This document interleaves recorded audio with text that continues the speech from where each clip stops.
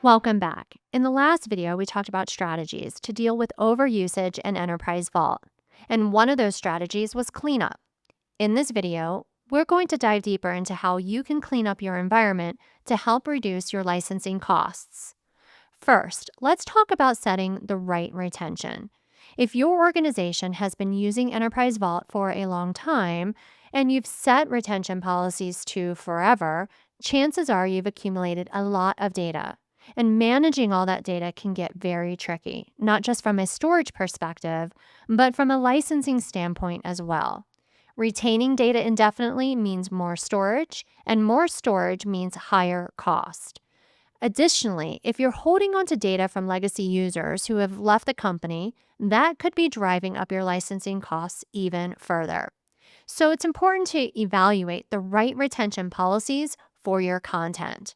Retention should be set according to the value of the data. For example, any data that doesn't need to be kept for the long term and isn't required for regulatory reasons can have a lower retention period. Now, on the other hand, critical data that's needed for compliance or ongoing business operations should have a longer retention period. A great way to manage this is through classification. By using classification tags, you can set appropriate retention for different types of data. Next, let's talk about expiry.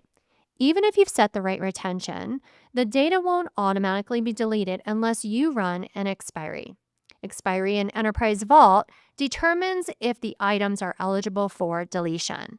And when the expiry process runs, it deletes those eligible items. This helps clear up storage space and ensures that unnecessary data, including that of legacy users, can be removed. So you're not paying for data that you don't need. Running expiry will help you reduce both storage and licensing costs. Next up is legal hold. Legal hold comes into play when you're dealing with discovery processes. Now, in Discovery Accelerator, you have the option to place cases on legal hold. And when legal hold is applied, the data is retained until the legal hold is removed. So even if retention expires and the expiry runs, if an item has a legal hold, it won't be deleted until the hold is lifted.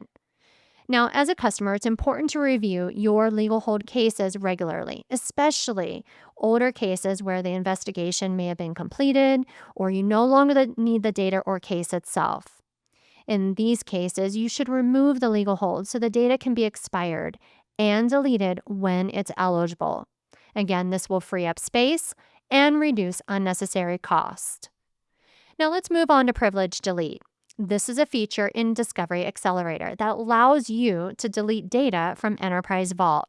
In many cases, the data of legacy users might be spread across multiple content sources.